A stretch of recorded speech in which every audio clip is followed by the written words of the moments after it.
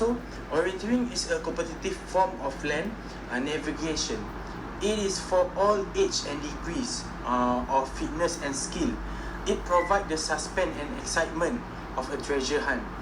Orienteering also is a sport which orienteer use an accurate detail map or a compass to find points in the landscape.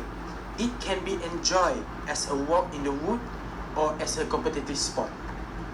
Okay, next is the history of orienteering. It began in Scandinavia in the 19th century. It was primarily a military event and was part of military training. So, orienteering is used by the military as their training, and it was not until 1919 that the modern version of orienteering was born in Sweden as a competitive sport. So, Ernst Kilander is a curator, the father of orienteering. In the early 30s, the sport received a technical boost with the invention of new compass, more precise and faster to use.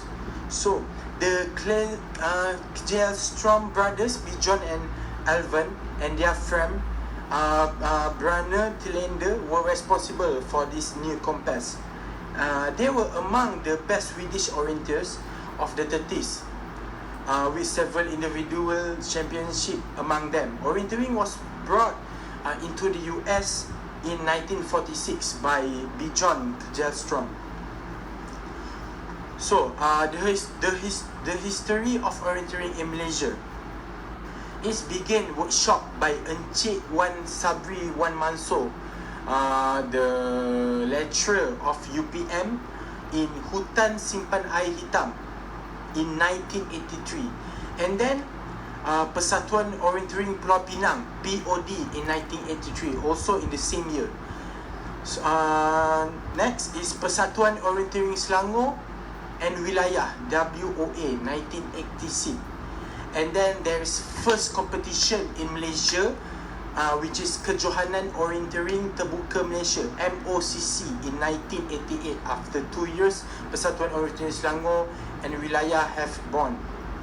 And then Malaysia combined with IOF, which is International Orienteering Federation, in 1992 through WOA. And then official Persatuan Orienteering Malaysia has born in 1994. State in Kedah, Johor, Terengganu, Selangor and Wilayah in 1996. And then MOA disbanded in 2007. Problem in organisation by Pesuruhjaya Sukan Malaysia. And then in 2014, it take by Magnet Edge Orienteering Sport Club until now. Okay, so what is the Magnet Edge Orienteering Sport Club?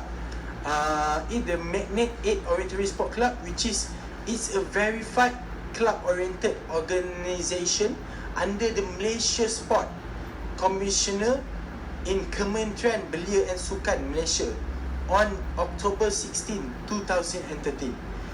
This organisation joined the International Orientation Federation, which is IOF, in the World Orienteering Field in 2013 and was appointed by IOF with a full membership in 2016 after going through 3 years under membership trial. And then MEOSC hosted numerous orienteering sport development programs such as athlete development training, courses and specialty advanced mapping course for the community and sport orienteering in Malaysia. Thank you.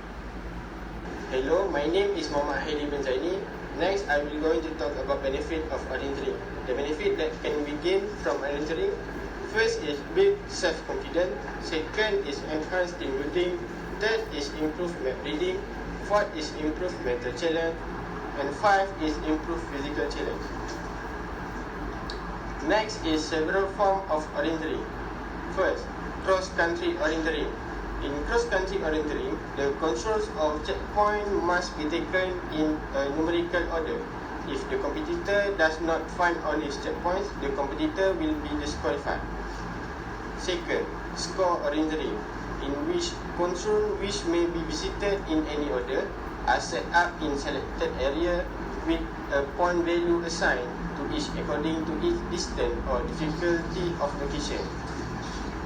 Third, street orienteering, a very informal urban orienteering place where you are given a special map of the local area with the aim of running around looking specific location control on the map, generally under street light. Fourth, mountain orienteering, an orienteering endurance racing sport on a mountain bike where navigation is done along trails and track. Compared with foot orienteering, competitors usually are not permitted to leave the trail and track network. Fifth, night orienteering. It seems like a normal orienteering, but the orienteering will be at night. Sixth, relay orienteering is run by a team of competitors, is running a course, and the result is based on the team total time. That's all from me. Thank you. Assalamualaikum. My name is Shadril Adli. So next I will talk about equipment in orienteering. So we have 8 equipment in orienteering. That is, the first one is orienteering map. The second one is compass. The third one is control marker or control flag.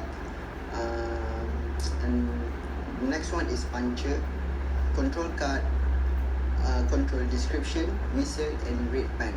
Okay, let's go through for this equipment one by one. Warahmatullahi wabarakatuh. Okay, next I present my turn is map orienteering.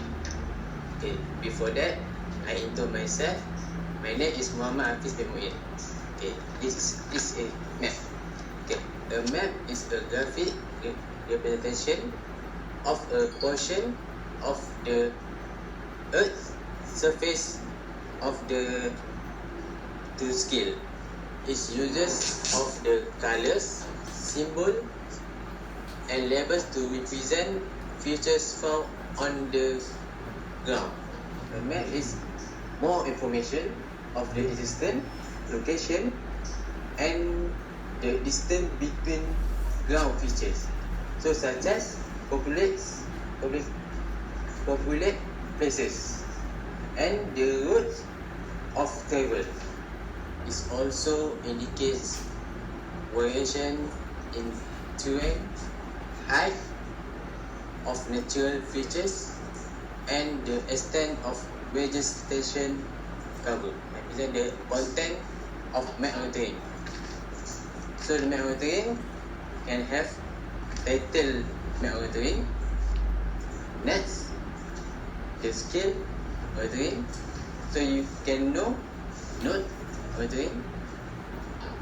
Okay, so the map instruction, you can know where it building, canopy, paved area, upland, area with forbidden access, impassable body of water, tree, and step of terrain. I present care of map. So care of map, a map should be carried waterproof case in a pocket or in some other place where it is ready for use but still protected, like this. So put the map to cover up in the plastic to prevent the map from break up. See, you fold the map like this. Firstly like this. Okay. Next, you fold the map like this. Before that, you should be fold map like this, because to simplify this two folds. Yeah. So lastly, you should be follow the map like this. Because to simplify the map into the pocket. Assalamualaikum warahmatullahi wabarakatuh. I am Afiq bin Sri. So today I would like to present about compass. For the criteria of compass, good compass have a fluid field housing. The fluid dampens the motion of the needle. The compass needle is painted in two colors, red and points that is north, and the white end is south. A good compass will last a long time. So next, importance of the compass, only legal for navigational aid and useful for taking bearings and for orienting the map. So, the history of the base plate compass, invented by the Strong brothers during the World War II era, consists of a rectangular base plate which is marked with a red arrow pointing along the long axis and a rotating compass housing marked in degrees. Marked on the floor, the rotating compass housing are an arrow and a set of lines parallel to that arrow. Include a lanyard for attaching the compass to the wrist, scale bars for measuring map, distance along one or more edge of the base plate, a magnifying glass for reading fine map detail and templates of a circle, and triangle for marking orienteering courses on the map. So, in the anatomy of compass, there is a direction of travel arrow, magnifier, north alignment arrow, rotating housing, and needle. There is two types of compass. That is base plate compass and the thumb compass. So the history of thumb compass. In the mid of 1980s, Swedish orienteer developed an alternative to the base plate compass by reshaping the base plate and adding a strap for attaching the compass to his thumb. Advantage: the map and compass are always read as a unit. The map is aligned more easily and quickly. Plus one hand is left free. So for the thumb compass, there is a needle, red is north, thumb strap and scales. For this advantage, running very accurately on a bearing is more difficult. So, thank you. Right, next is the control flag or the control marker. Control flags are usually we spot at every checkpoint in the orienteering games. It made of the fabric hang on a triangular box kite like a weird frame. Each of 3 square have a face made up with a white upper triangle and orange lower triangle. So next is puncher. Puncher is usually hang near the control flag. Every checkpoint, the puncher have a different sharp metal teeth. The orienter use this puncher to press the pattern made by the teeth into the control card. At the finish line, the orienter must hand the control card to the organizer and will verify the puncher is correct or not. Okay, next is the control cards. When reaching each control points, the orienter must punch a pattern in the corresponding numbers box on the control cards. This allows the event organizer to verify the correct control points were visited. The next one is course safety. The first point is control point. The organizer must locate the control points where the safety for the competitors is not jeopardized by hazardous terrain or other circumstances. So for the second one is safety lane. Have a location, usually a linear on the course where the competitors may go if they have injury, fade or loss. So the third one is finish time. All the orienteering event must have a final return time. At this time, all competitors must report to the finish line even they have not completed their course. So the last one is search and rescue procedure. If all the competitors have not returned at the end of the time, the official should drive along the boundaries of the course to imagine up the missing orienters. Very good morning to our lecturer, Sir Muhammad Wafi bin Abdul Rahman. Today, I am Muhammad Sharif Daniel bin Muhammad Fauzi would like to explain to you about the SOP of orienteering activity.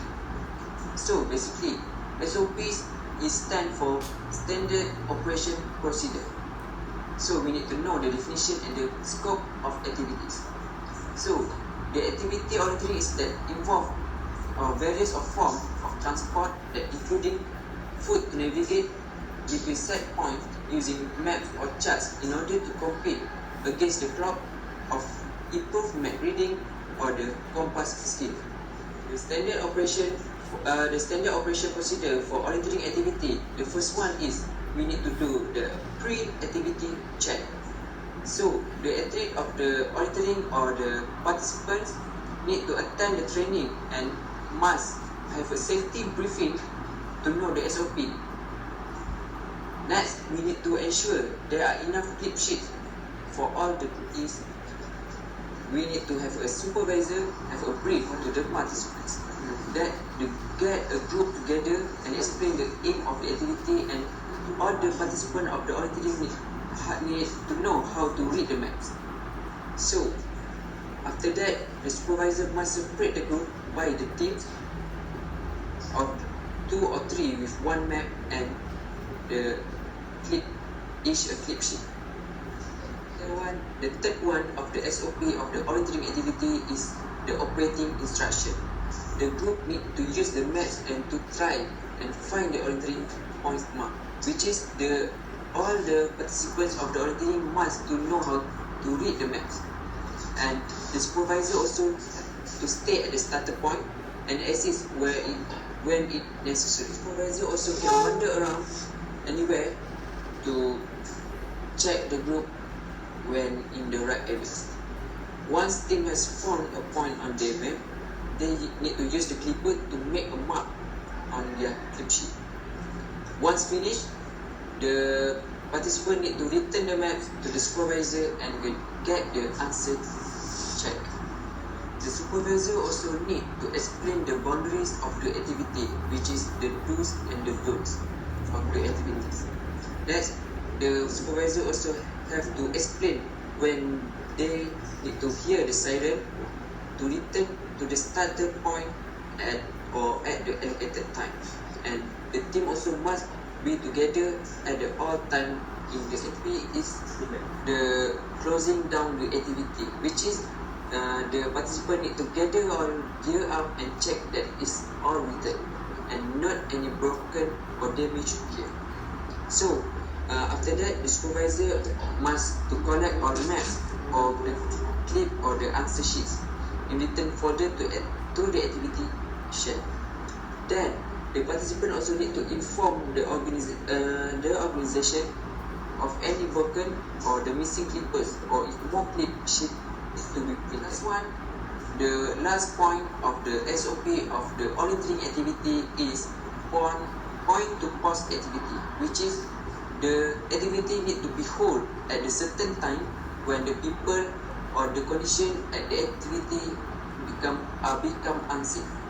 So that's all from me. Thank you.